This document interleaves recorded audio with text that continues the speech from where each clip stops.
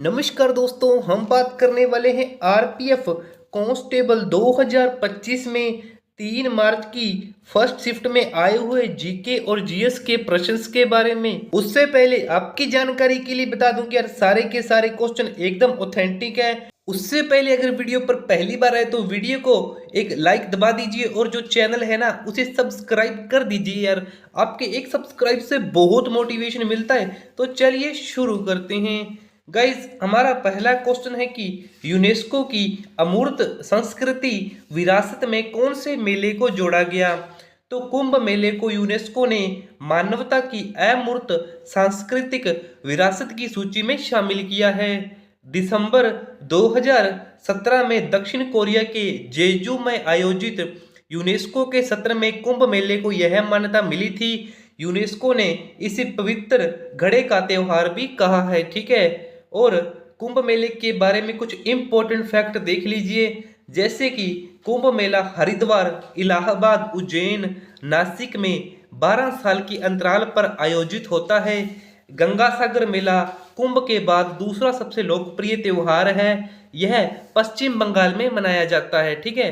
हमारा next question है कि बॉयल का नियम क्या है। तो बॉयल का नियम एक गैस नियम है जो बताता है कि गैस का दबाव और आयतन व्युत्क्रमानुपाती होते हैं। जब तापमान स्थिर रखा जाता है तो आयतन बढ़ने पर दबाव कम हो जाता है।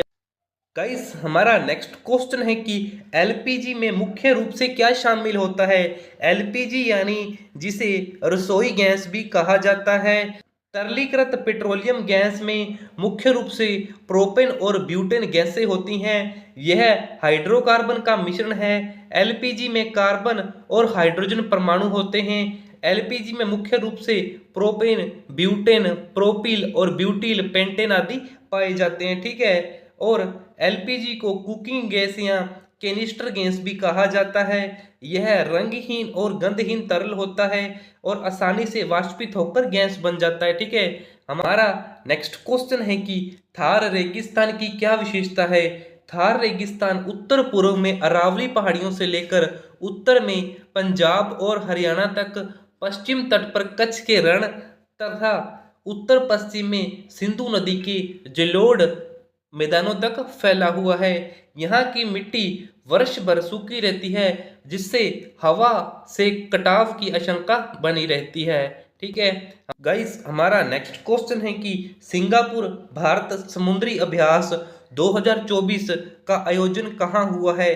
तो सिंगापुर भारत समुद्री द्विपक्षीय अभ्यास, जिसको सिम्बेक्स कहा गया, इसका जो आयोजन है वो विशाखापट्टनम और बंगाल की खाड़ी में हुआ है। यह अभ्यास 23 से 29 अक्टूबर 2024 के बीच में चला था।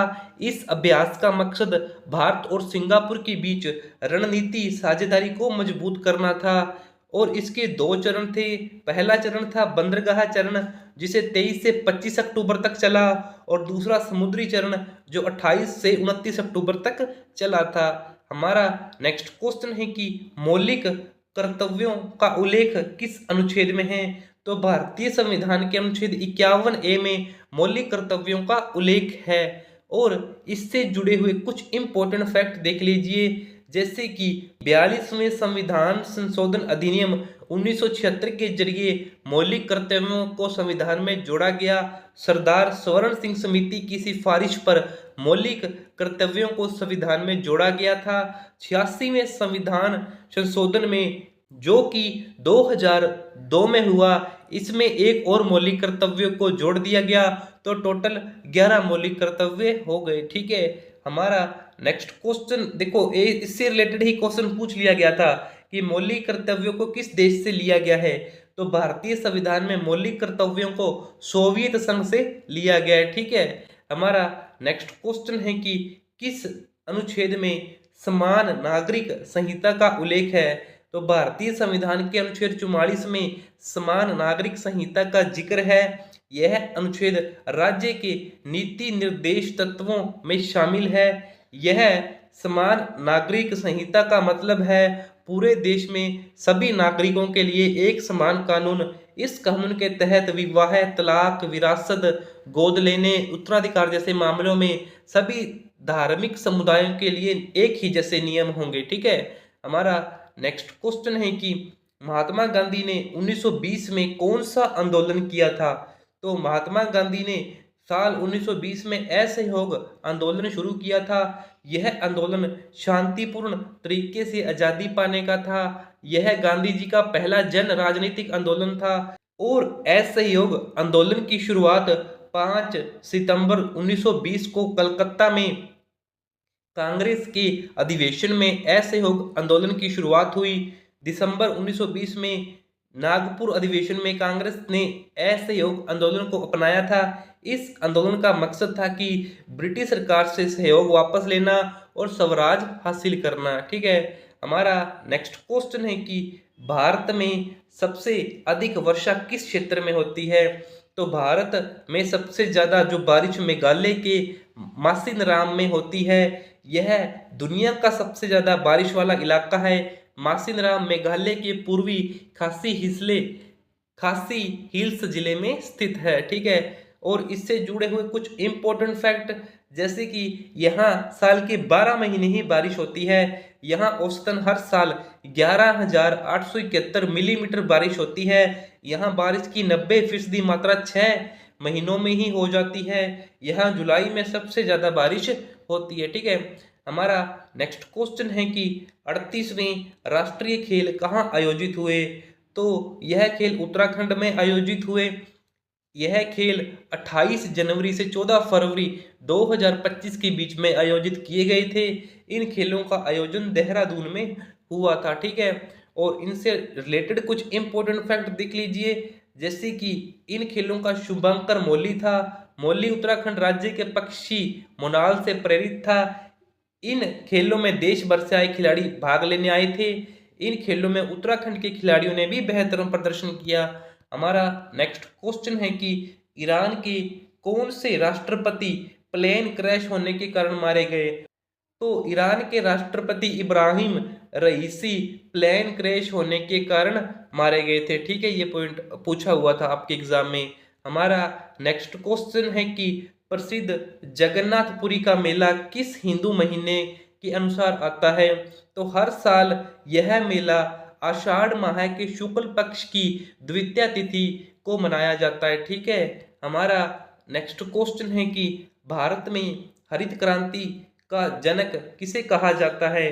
तो भारत में हरित क्रांति का जनक डॉक्टर मनकोम्बू स्वामीनाथन को माना जाता है और यह एक महान कृषि वैज्ञानिक और भारत रत्न से सम्मानित व्यक्ति थे। ठीक है। इनसे जुड़े हुए कुछ इंपॉर्टेंट फैक्ट देख लीजिए, जैसे कि इनका जन्म 7 अगस्त 1925 को हुआ था। उन्होंने अमेरिकी वैज्ञानिक नॉर्मन बोरलॉग और दूसरे कई वैज्ञानिकों के साथ मिलकर गेहूं की उच्च पैदावार वाली किस्म के लिए बीज विकसित किया था। ठीक है। हमारा नेक्स्ट क्वेश्चन है कि सड़क सीमा संगठन BRO की स्थापना कब हुई थी? सीमा सड़क संगठन की स्थापना 1960 में हुई थी। उस समय संगठन के पास केवल 2 परियोजनाएं, पूर्व में प्रोजेक्ट टस्करो और उत्तर में प्रोजेक्ट बीकन थी।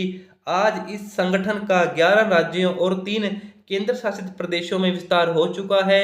इस समय सीमा सड़क संगठन 18 परियोजनाओं पर कार्य करने वाला महत्वपूर्ण संगठन बन चुका है। ठीक है। हमारा लास्ट क्वेश्चन था कि विद्युत जनरेटर का उपयोग पूछा हुआ था। तो विद्युत जनरेटर का जो इस्तेमाल है वो यांत्रिक ऊर्जा को बिजली में बदलने के लिए होता है। ठीक है। यह घरेलू, वाणिज्य और औद्योगिक क्षेत्रों में इस्तेमाल किया जाता है। विद्युत जनरेटर का इस्तेमाल छोटे बिजली उपकरणों से लेकर बड़े औद्योगिक अनुप्रयोगों तक किया जाता है। तो यार यही थे आपके जो 3 मार्च की जो फर्स्ट शिफ्ट थी ना, और RPF कांस्टेबल में उसमें आए हुए कुछ GK और GS के क्वेश्चन थे। बाकी अगर आपको वीडियो अच्छी लगी तो वीडियो को एक लाइक दबा दीजिए और जो चैनल है ना उसे सब्सक्राइब कर दीजिए। यार आपके एक सब्सक्राइब से बहुत मोटिवेशन मिलता है, तो सब्सक्राइब कर देना। बाकी अगर आपको PDF चाहिए ना तो हमारे टेलीग्राम चैनल पर PDF अपलोड हो चुकी है, वहां से डाउनलोड कर लीजिएगा। और अगर टेलीग्राम चैनल में ज्वाइन नहीं है तो कमेंट कर दीजिए, PDF आपको लिंक मिल जाएगा, ज्वाइन हो जाना उसमें। Thank you.